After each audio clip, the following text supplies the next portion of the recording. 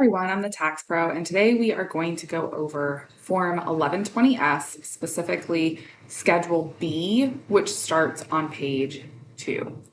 So as a reminder, Form 1120S is your S Corporation tax return.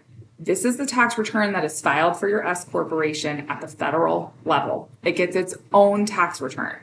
This tax return is due March 15th rather than April 15th for calendar year S corporations, which almost all of your S corporations are going to be calendar year. Very odd to find one that's not. That means that the year runs from January 1st to December 31st. So I went through page 1 in a different video. Let's go over Schedule B. Schedule B has a whole slew of questions that the IRS wants to gather on your S corporation. I'm going to go through these one by one. Some of these may require additional research for your specific S corporation. So the first thing that we're going to do is we are going to let the IRS know which accounting method we are utilizing. A lot of S corporations use the cash method. This is where revenue is recognized when you receive the cash and expenses are recognized when you pay for them. Accrual, on the other hand, says revenue is recognized when you earn the cash, and expenses are recognized when you accrue them. Okay? Two main types are cash or accrual. The majority of you guys are going to be cash, but some of you may be accrual. There's also other accounting methods that you can utilize. I'm not going to go into depth on how those work at this point in time. Just be aware that they are there.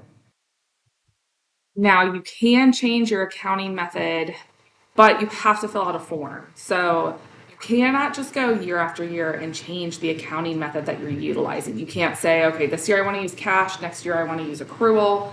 You have to stick with one method, or you have to file a form to change that, okay? Line number 2, business activity and product or service. This is literally just the IRS asking what kind of business activity are you doing and what kind of product or service do you have. So you could put in there, real estate agent, real estate services. Okay, you want to identify if it's a product or a service on that 2B area. Line 3, at any time during the tax year, was any shareholder of the corporation a disregarded entity, a trust, an estate, or a nominee or similar person? And if yes, you have to attach Schedule B1. So it wants to know if any shareholder fits any of these categories: disregarded entity, a trust, a state, a nominee, or a similar person. Okay, a disregarded entity would be like a sole proprietor LLC. Okay. If you answer yes, you need to attach Schedule B1 that lists information about these shareholders. Number 4, at the end of the year, did the corporation own directly 20% or more, or own directly or indirectly 50% or more of the total stock issued and outstanding of any foreign or domestic corporation? In other words, does your S corporation own stock in another corporation, whether foreign or domestic? And if they do they meet this threshold? If so, you need to list the names of those corporations. Okay. 4B, at the end of the tax year, did the corporation own directly an interest of 20% or more, or own directly or indirectly an interest of 50% or more in the profit, loss, or capital in any foreign or domestic partnership, or in the beneficial interest of a trust? So in other words, did the corporation own a portion of a partnership or have a beneficial interest in a trust? Okay, at those thresholds. A lot of you guys this isn't going to apply to, but some of you it might. 5A, at the end of the year, did the corporation have any outstanding shares of restricted stock. So does the corporation have any shares of restricted stock that are outstanding? Again, the majority of you guys are going to answer no to this. But if the answer is yes, you need to answer yes and then fill out the information. At the end of the tax year, did the corporation have any outstanding stock options, warrants, or similar instruments? If yes, you need to answer those questions. Again, the majority of you are going to answer no. So the majority of you are going to answer no to almost all the questions on Schedule B. It's just really important because if you answer yes to some of these, you need to provide additional information to the IRS.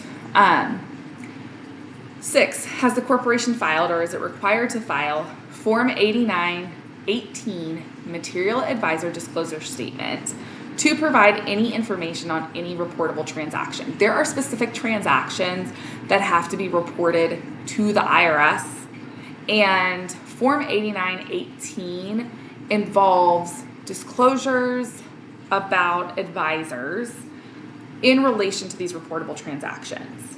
So if you have reportable transaction information for those transactions that are essentially they have to be reported to the IRS, then you would potentially have to file Form 8918. A lot of you guys, again, are going to answer no to this. Number 7, check this box if the corporation issued publicly offered debt instruments with original issue discount. So is the corporation issuing publicly offered debt instruments? Most likely for you guys, it is not. Okay, now, if checked, you may have to file Form 8281. Okay, you guys will know, though, a lot of the answers to these questions because the majority of you, if you are doing your tax return on your own, won't have these kinds of transactions happening in your corporation. If you do, you really should have an accountant to work with. Number 8, if the corporation was a C corporation before it elected to be an S corporation, or if it was acquired, or if it acquired an asset with a basis determined by reference to the basis of the asset in the hands of a C corporation, and it meets these additional requirements, you need to provide additional information. So in other words, was it a C corporation prior to you electing it to be an S corporation? If so, you're going to have some different things that are going to potentially trigger throughout your Form 1120-S. Part 8 of Schedule B is one of those things. Okay, but there's a lot of other things that may occur if you initially had a C corporation and then later elected to have it taxed as an S corporation. Number 9, did the corporation have an election under Section 163J for any real property, trade, or business, or any farming business? Section 163J deals with limitations on interest. Number 10, does the corporation satisfy one or more of the following? The corporation owns a pass-through entity with current or prior year carryover business interest expense. So does your corporation own another entity? If so, is it a pass-through entity, and does it have current or prior year carryovers? The corporation's aggregate average annual gross receipts for the 3 tax years preceding the current year are more than $31 million. And the corporation has business interest expense. If you are at that point, you need an accountant. Okay? A Form 1120-S is difficult as is for business owners to prepare. I've seen some that have done a good job preparing their own with a lot of research. But if you're to the point to where you have $31 million in gross receipts, you need an accountant. The corporation is a tax shelter, and the corporation has business interest expense. So if the corporation is a tax shelter, again, that's going to trigger some additional stuff too. So if you answer yes to 10C, there's other requirements on Form 1120-S. Almost none of you guys will answer yes to these questions. Number 11, does the corporation satisfy both? A, the corporation's total receipts for the tax year were less than $250,000, and so we're looking at both. the corporation's total assets at the end of the year were less than 250. If you meet these requirements, which a lot of small business S corporations do, you are not required to complete Schedule L and M1 later on in the tax return. Okay. Now, I have seen a lot of argument from tax professionals saying regardless of whether or not you're required to complete it, you should. I have a little bit of a different opinion. I like to prepare it on the back end, and we keep it for our documents because it's important to know that those schedules all tie out, to know that it's an extra check to make sure that your tax return was prepared properly. But I don't file it if we don't have to. Other tax professionals take a different stance and they file it regardless of whether or not it's required. We don't, just because we don't give the IRS additional information that they don't ask for, okay, that we're not required to provide. Okay, moving on to page 3, Schedule B.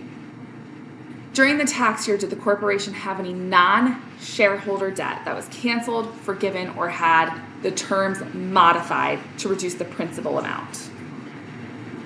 This is important because generally the cancellation of debt is taxable.